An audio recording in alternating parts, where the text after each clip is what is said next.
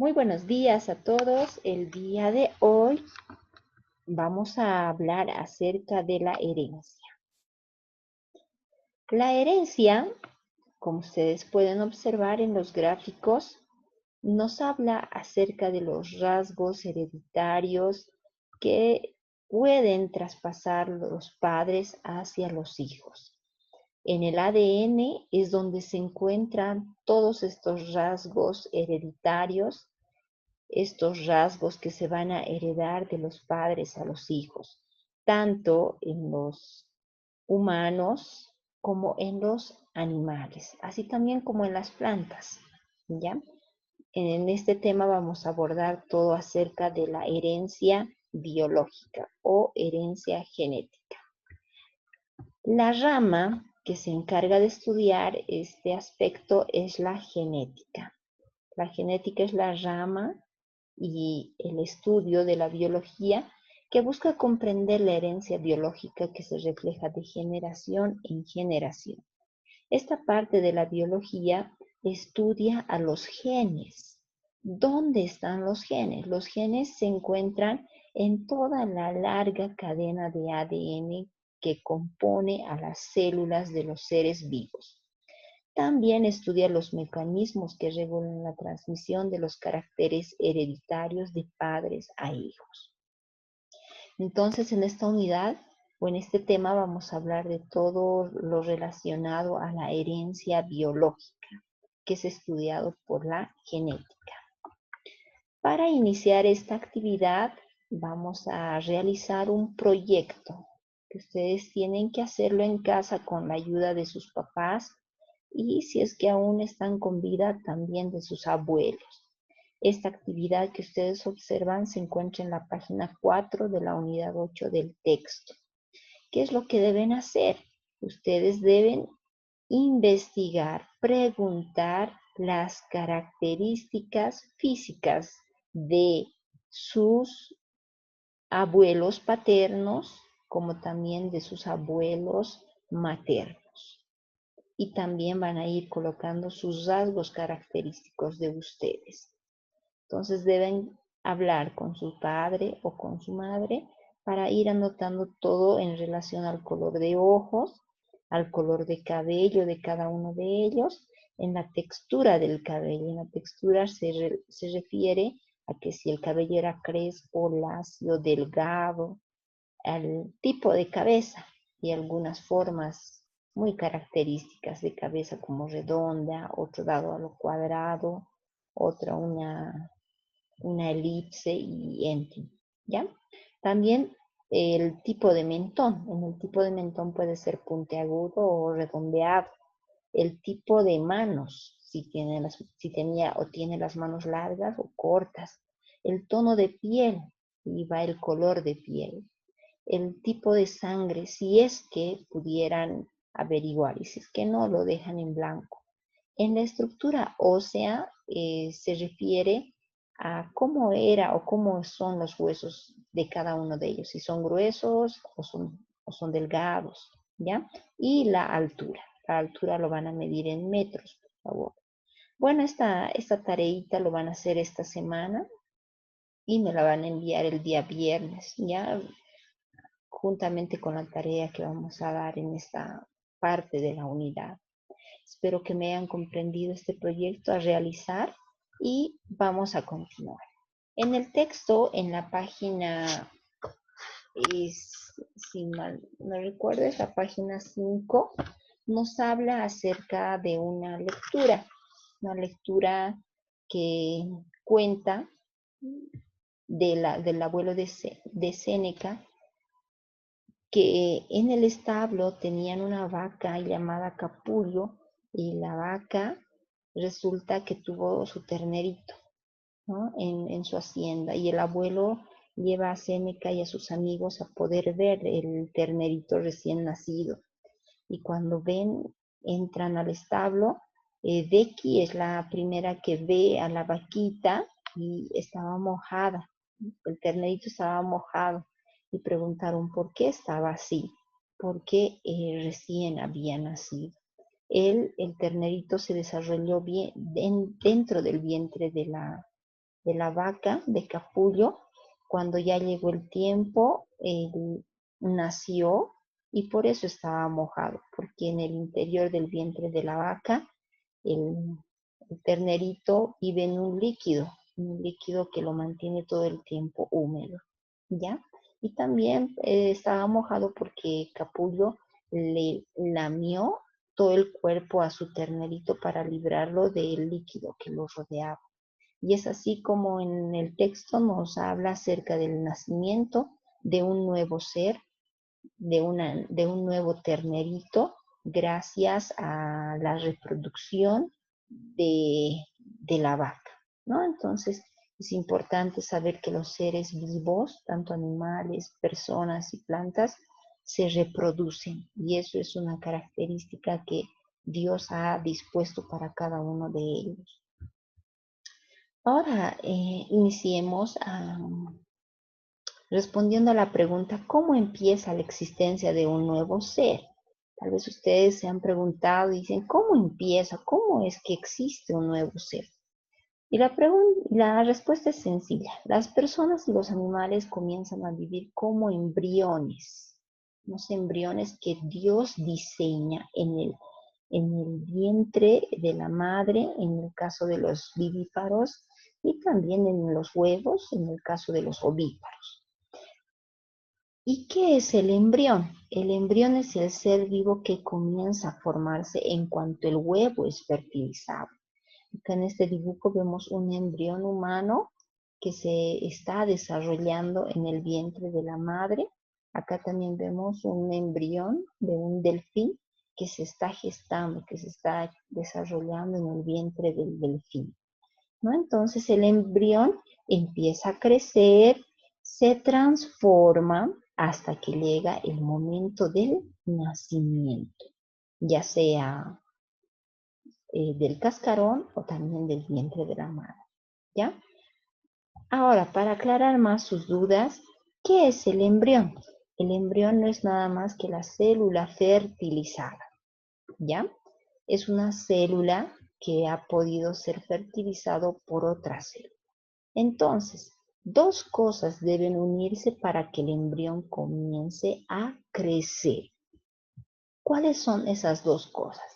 Necesita un óvulo o huevo femenino y necesitamos un esperma o huevo masculino. Estas dos células deben unirse para que exista el embrión, el nuevo ser que va a empezar a desarrollarse, va a empezar a crecer, ¿ya? Entonces, en cuanto se unan estas dos células, la nueva vida diseñada por Dios comienza. ¿Y cómo comienza? Primeramente, al unirse estas dos células, se convierten en una sola y empieza el desarrollo embrionario. El desarrollo embrionario es el periodo de tiempo que comprende entre la fecundación, es decir, desde el momento en que esas dos células se unen, hasta el momento del parto, hasta el momento en que la nueva vida va a nacer, ¿ya? Entonces, ¿dónde empieza a crecer y a desarrollarse el nuevo ser? Los embriones humanos y animales tienen diferentes tiempos de desarrollo.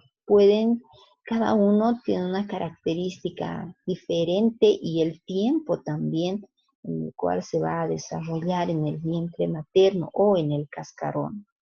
Primeramente, cuando la célula se fertiliza por un espermatozoide o por un esperma, esta célula se convierte en una y luego de un tiempo se divide en dos células, luego en 4, en 8, en 12 y así sucesivamente en millones de células.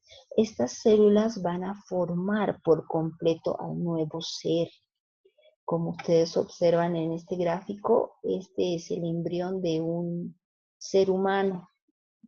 Se va a ir formando las diferentes partes, como la cabeza, la espalda, las extremidades, tanto manos como piecitos, y también los órganos internos. Y para que esto suceda, el nuevo ser debe nutrirse, necesita nutrirse. Y esa nutrición lo va a obtener gracias al cordón umbilical que va a estar unido a la placenta de la madre. Y durante ese tiempo va a poder crecer, va a poder desarrollarse y va a poder cumplir su desarrollo dentro del vientre de la madre. Ahora hablemos de los tiempos de gestación. No todos los animales tienen el mismo tiempo de gestación. Los tiempos difieren y también el número de crías que puedan tener. Vamos a hablar desde los animales más pequeños hasta los animales más grandes. Como en este gráfico podemos observar, hay un animalito pequeño, parecido a una rata, ¿no? Que se desarrolla el embrión, el nuevo ser se desarrolla en 15 días. Es decir, que en 15 días las crías ya van a estar listas para nacer. Y en las ratas 24 días. Y pueden tener más de 2 crías. Y durante el año pueden tener muchas crías, muchas camadas. Acá los gatitos y los perritos tardan 63 días en desarrollarse en el vientre de la madre. Estamos hablando más o menos de 2 meses. En el cerdo o en los chanchitos dura 115 días. Estamos hablando más o menos de 4 meses, de 3,5 a 4 meses. Ellos también pueden tener más de 2 crías, no solamente una. Aquí en las vacas ya son más tiempo de desarrollo, son 285 días, casi 9 meses, y solo van a tener una cría, ¿no? Y obviamente al año solamente van a poder reproducirse una sola vez. En los caballos ya es un poquito más el tiempo, 345 días, estamos hablando alrededor de 10, 11 meses aproximadamente y solo va a tener una cría. La jirafa, 15 meses, imagínense, 15 meses, más de un año, y solamente va a tener una cría. Y el elefante, 22 meses, casi 2 años, y igual va a tener solamente una cría. Entonces, estos son los tiempos de gestación de los diferentes animales según el tamaño, y también nos indica los días o los meses que va a tardar en desarrollarse el nuevo ser. Cuando hablamos de los seres humanos, un bebé tarda en crecer, en desarrollarse por completo en el vientre de la madre 9 meses, 280 días o 40 semanas. Ahora hablemos acerca de los tipos de desarrollo embrionario. Son iguales en los animales específicamente, ¿ya? Hay 2 tipos de desarrollo embrionario, que son los vivíparos y los ovíparos. Los vivíparos, ¿en qué consiste este tipo de desarrollo embrionario? Los animales vivíparos son aquellos que se desarrollan en el interior de la madre. Después de la fecundación, después del tiempo de desarrollo, nacen vivas. Todos estos animales que ustedes observan, el gato, el perro, el caballo, los conejos, acá tenemos al tiburón, al delfín, rinoceronte, a la jirafa, al hipopótamo y también a los seres humanos, todos estos tienen la reproducción vivípara. La fecundación se realiza en el interior de la hembra o en el interior de la mujer y empieza a desarrollarse ahí, ¿no? Y una vez que cumple el tiempo de desarrollo, estas nacen vivas, las crías nacen vivas. Entonces, no ocurre lo mismo con los ovíparos. Los ovíparos son otro tipo de especies de animales que tienen la reproducción mediante huevos. La fecundación muchas veces se la realiza en el interior de la hembra, pero después los depositan como huevos en el medio externo, donde completan su desarrollo embrionario antes de la eclosión, quiere decir antes de que se rompe el huevo. Los ovíparos son ovíparos la totalidad de las aves, así como la mayoría de los insectos, peces, anfibios y reptiles. Entonces, estos dos tipos de desarrollo embrionario tenemos que distinguirlos de manera exacta para poder conocer el tipo de reproducción que ellos tienen. Ahora vamos a hablar acerca de la tarea de la semana. Recomendarles que ya deben ir a comprar el segundo texto de la materia de ciencias naturales porque estamos utilizando para trabajar los textos, los cuadernillos. Entonces, lo que vamos a hacer es realizar la lectura del segundo texto correspondiente a la unidad 8, desde la página 1 hasta la página 14. Es importante que cada uno de ustedes utilice marcadores fosforescentes para resaltar las ideas importantes del texto durante la lectura. Eso se va a controlar muy bien. ¿Ya? Es necesario que se vea el trabajo de la lectura que ustedes hicieron. Posteriormente, ustedes deben responder a las actividades del texto, incluyendo a la primera comprobación. Todo este trabajo lo tienen que realizar con bolígrafo azul y con letra legible, ¿ya? No con lápiz, con bolígrafo azul, por favor, para que cuando me envíen las fotografías yo pueda leerlas, porque muchas veces no se ve muy bien. También deben realizar el proyecto de la investigación de los rasgos hereditarios de sus parientes, de sus papás, de sus abuelos paternos y maternos, como les expliqué en la primera parte. Ese proyecto lo tienen que realizar, por favor, y enviármelo juntamente con la tarea de esta semana. Todas estas tareas, la comprobación y el proyecto, me tienen que enviar el día viernes 24 de julio. Esta comprobación se encuentra en la página 12, 13 y 14. Son 3 páginas.